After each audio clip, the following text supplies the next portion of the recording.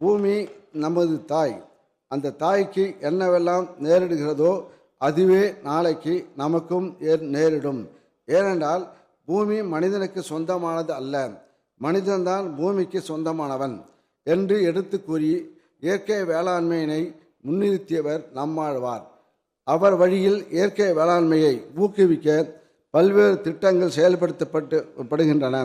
குறிப்பாக நம்மாழ்வார் அவர்கள் பெயரில் நம்மாழ்வார் இயற்கை வேளாண்மை ஆராய்ச்சி மையம் கோயம்புத்தூர் உருவாக்கப்பட்டுள்ளது. இம்மையம் இயற்கை வேளாண்மையை தொடர்பான ஆராய்ச்சிகள், பயிற்சிகள், செயல் விளக்கங்களை மேற்கொள்கிறது. இயற்கை வேளாண்மைக்கான தேசிய இயக்கம் நீலகிரி மாவட்டத்தில் உயிர்ம வேளாண்மை ஊக்குவிப்பு திட்டம், உயிர்ம வேளாண்மைக்கான மாதிரி பண்ணை திடல் உருவாக்குதல், உயிர்ம வேளாண்மை சான்றிதழ் பெற பதிவு கட்டணத்துக்கு முழு விலக்கு ஆகிய திட்டங்களும் செயல்படுத்தப்படுகின்றன. நெல் ஜெயராமன் அவர்களின் மரபுசார் நெல் ரகங்கள் பாதுகாப்பு இயக்கத்தில் 900 மெட்ரிக் டன் பாரம்பரிய நெல் விதைகள் உற்பத்தி செய்யப்பட்டு 70,000 விவசாயிகளுக்கு விநியோகிக்கப்பட்டுள்ளன.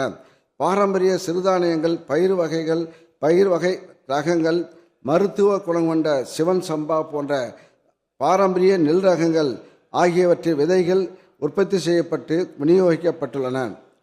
வேளாண் காடுகளை ஊக்குவிக்க தமிழ்நாடு வேளாண் காடுகள் கொள்கைக்கு ஒப்புதல் அளிக்கப்பட்டு இக்கொள்கை விரைவில் வெளியிடப்பட உள்ளது. உயர் மதிப்புள்ள தேக்கு, சந்தன மரம், செம்மரம், மகோகனி போன்ற மரங்களை உழவர்கள் தயக்கமின்றி சாகுபடி செய்திட ஏதுவாக மரங்களை வெட்டுதல், வெட்டிய மரங்களை எடுத்து செல்லுதல் ஆகியவற்றுக்கான விதிகளை தளர்த்திடவும், மரங்களை நட்டு பராமரிக்க தேவையான உதவிகள் வழங்கிடவும் திட்டங்களை தீட்டி நடைமுறைப்படுத்தவும் இக்கொள்கையில் வழிவகை செய்யப்பட்டுள்ளது. நெல் சாகுபடி பரப்பையும் உணவு தானிய உற்பத்தியும் அதிகரிக்க கடந்த 5 ஆண்டுகளாக காவிரி டெல்டா பகுதியில் மேட்டூர் அணை குறுவை சாகுபடிக்காக குறித்த காலங்களில் திறந்துவிடப்பட்டது. அத்துடன் குறுவை தொகுப்பு திட்டமும் ரூபாய் 482 கோடி செலவில் செயல்படுத்தப்பட்டு 19,51,000 விவசாயிகள் பயனடைந்துள்ளனர். 2025-26 ஆண்டில் முதல் முறையாக டெல்டா அல்லாத மாவட்டங்களில் கார், குறுவை, சொர்ணாவரி பயிர் பருவங்களில் நெல் சாகுபடிக்கான சிறப்பு தொகுப்பு திட்டம் ரூபாய் 115 கோடி செலவில் செயல்படுத்தப்பட்டது.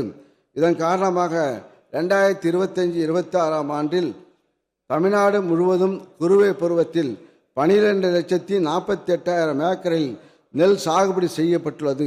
இது கடந்த ஆண்டை விட 3 லட்சம் ஏக்கர் கூடுதல் சாகுபடி பரப்பாகும். நாடாக ஒன்றோ, காடாக ஒன்றோ, அவளாக ஒன்றோ, மிசையாக ஒன்றோ, எவ்வழி நல்லவர் ஆடவர் அவ்வழி நல்லே வாழிய நிலனே. இப்பாடலின் தேசத்தின் வளமும் இயல்பும் பண்பும் அத்தேசத்தில் வாழும் ஆற்றல் மிக்க மனிதர்களின் செயலை பொறுத்து அமையும் என்பதை புறநானூறு தெளிவுபடுத்தியுள்ளது. இதன் அடிப்படையில் தான் 2021-22 முதல் 2024-25 ஆண்டு வரை இளைஞர்களை வேளாண் தொழில் முனைவோராக்குதல் திட்டம் செயல்படுத்தப்பட்டு 456 பட்டதாரி இளைஞர்கள் வேளாண் சார்ந்த தொழில் தொடங்க ஊக்குவிக்கப்பட்டு அவர்களுக்கு ரூபாய் 4,56,00,000 மானியமும் வழங்கப்பட்டுள்ளது. மேலும் உழவர்களுக்கு அவர்களின் கிராமங்களுக்கு அருகிலேயே தேவையான விதைகள், உரங்கள், பூச்சிக்கொல்லிகள் போன்ற இடுபொருட்கள், வேளாண் இயந்திரங்கள், தொழில்நுட்ப ஆலோசனைகள் ஆகியவற்றை ஒருங்கே கிடைக்க செய்ய முதலமைச்சரின் 1000 உழவர் நல சேவை மையங்கள் அமைக்கும் திட்டம் மாண்புமிகு தமிழ்நாடு முதலமைச்சர் அவர்களால் தொடங்கி வைக்கப்பட்டது. உழவர் நல சேவை மையங்களை அமைக்கும் வேளாண்மை, தோட்டக்கலை, வேளாண்மை பொறியியல் பட்டயதாரர்கள் 30% மானியமாக 3 லட்சம் ரூபாய் முதல் 6 லட்சம் ரூபாய் வரை வழங்கப்படுகிறது. மாண்புமிகு பேரவைத் தலைவர் அவர்களே, பாரம்பரியமான ஊட்டச்சத்து மிகுந்த உணவுகளால் தமிழ்நாட்டில் ஊட்டச்சத்து பாதுகாப்பினை உறுதிப்படுத்தி மக்களின் உடல்நலத்தை மேம்படுத்த வேண்டியுள்ளது. எனவே 2021-22 ஆண்டிலிருந்து 2024-25 ஆண்டு வரை 20,89,000 ஊட்டச்சத்து தலைகள் ரூபாய் 21 கோடி நிதியில் விநியோகிக்கப்பட்டன.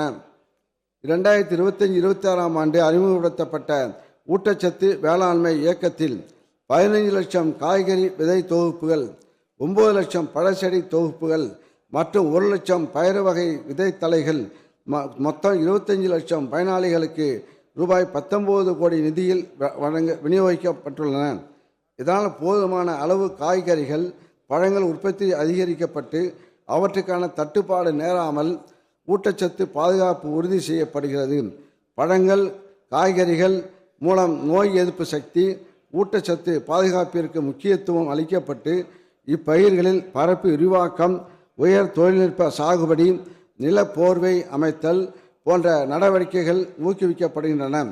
மக்கள் நல்வாழ்வு வாழ பெரிதும் துணை நிற்கும் ஊட்டச்சத்து மிகுந்த சிறுதானியங்களின் உற்பத்தியையும் பயன்பாட்டையும் அதிகரிக்கும் நோக்கில் தமிழ்நாடு சிறுதானிய இயக்கம் 2023-24 ஆண்டில் முதல் 5 ஆண்டு திட்டமாக செயல்படுத்தப்படுகிறது. இத்திட்டத்தில் இதுவரை 12,84,000 விவசாயிகள் ரூபாய் 178 கோடி நிதியில் பயனடைந்துள்ளனர். 20 லட்சம் ஏக்கர் பரப்பளவில் சிறுதானிய பயிர்கள் சாகுபடி மேற்கொள்ளப்பட்டது. அத்துடன் 3,36,000 ஏக்கர் பரப்பளவில் தொகுப்பு செயல்விளக்க திடல்கள் அமைக்கப்பட்டு 90 சிறுதானிய மதிப்பு கூட்டுதல் மையங்கள் நிறுவப்பட்டுள்ளன.